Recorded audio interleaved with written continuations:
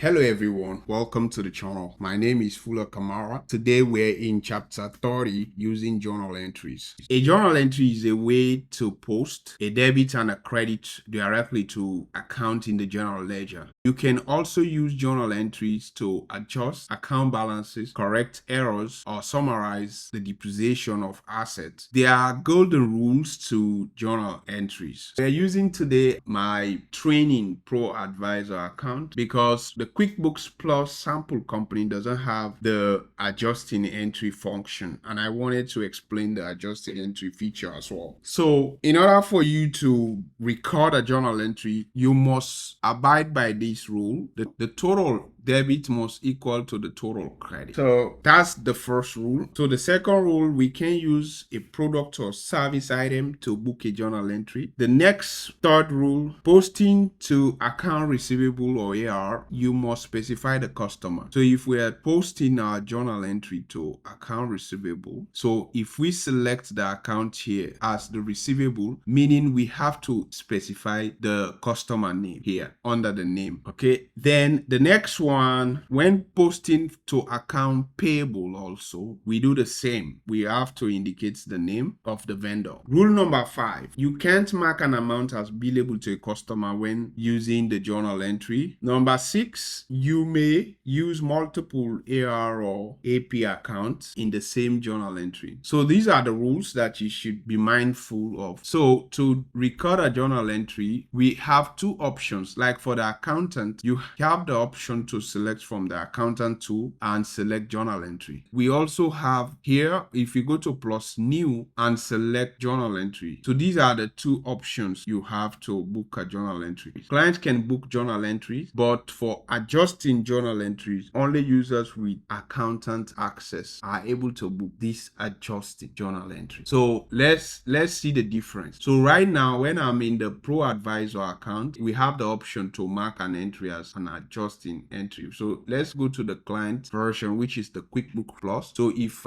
in fact you don't see the accountant tool here, then if we want to create a journal entry, we say plus new and select journal entry. You can see that this doesn't have the option to make it as an adjusting journal entry. So that's the difference. To record a journal entry here, we can enter the date. We have today's date and the journal entry number. This is number 3. So we can say CPA. So the reason why we're adding the CPA, because we want to make sure that we separate our journal entries from the client's journal entry. Let's say we say this is an adjusting journal entry. So if for non-adjusting entry, we don't have to check this check mark. So for adjusting journal entry, we can check this check mark. So now we can record the journal entry. So let's say this entry relates to depreciation, right? So for journal entry relating to depreciation, we can debit the depreciation expense and credit accumulated depreciation. So in the account column, we debit depreciation expense with, let's say, 5 grand. And credits the accumulated depreciation. Description, we can say depreciation. So we can say depreciation for whatever month we want to put. The name, we don't have to worry about the name. Whereas if we're dealing with a vendor, account payable or account receivable, we have to indicate the vendor or customer name. We have to select the vendor or the customer name here. But since this is not, it doesn't relate to any vendor or customer. This is not account payable, so that's why. So now on the credit side, we select. So for the credit, we select accumulated depreciation. So there is a difference between between depreciation and amortization. Sometimes people might use this interchangeably, but there is a difference. Tangible, depreciable fixed asset, because we have fixed assets that are tangible but they don't depreciate. For example, like land, whereas building depreciates. Amortization is for intangible assets such as goodwill, etc. Then now you can see after you've entered the the debits, the credit will automatically populate. Now, after we've entered this amount, we can also make this a recurring. You see, in our recurring transactions, when we want to make a transaction, recurring transaction, you go to the gear icon and then select recurring. But in this case, you can also make a transaction recurring while you are entering the transaction. So now let's say every month we book the 5,000 depreciation relating to fixed assets. So in this case, we can make this recurring by selecting the recurring. Now we can give this template name as depreciation.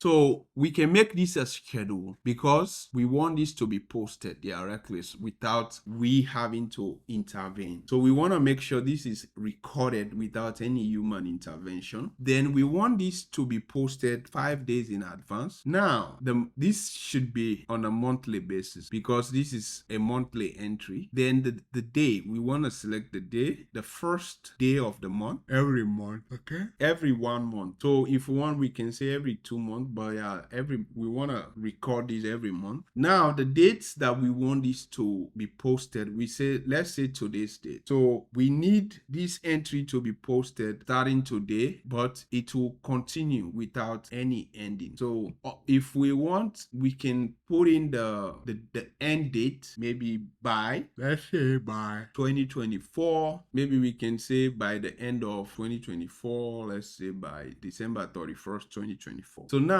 if we save this template, let's go and see our template. We select the gear icon and then go to recurring transactions. So you can see this is the template that we've just created, right? So if we edit to see the amount, you can see we have the amount here, right? So the 2 grand. So now we can close this template. If we want to use this to book an entry, we can just click the drop down and select use. So now let's book this entry, right? So now we can we can book the entry. That is, if we want to use this, we can book the entry. So if we go now to transactions and chart of account, you can now see the depreciation. So if we view the register, you can see all the entries that have been recorded in this. That's how to enter a journal entry. So for adjusting entries, we normally use adjusting entries for accrued expenses, deferred expense, accrued income, and deferred income. Then we also have the non-cash, as I just demonstrated. So that's how to record journal entries, both adjusting and non-adjusting journal entries. Okay, the difference: the adjusting entry post this entry to adjust a balance. Let's say like the depreciation,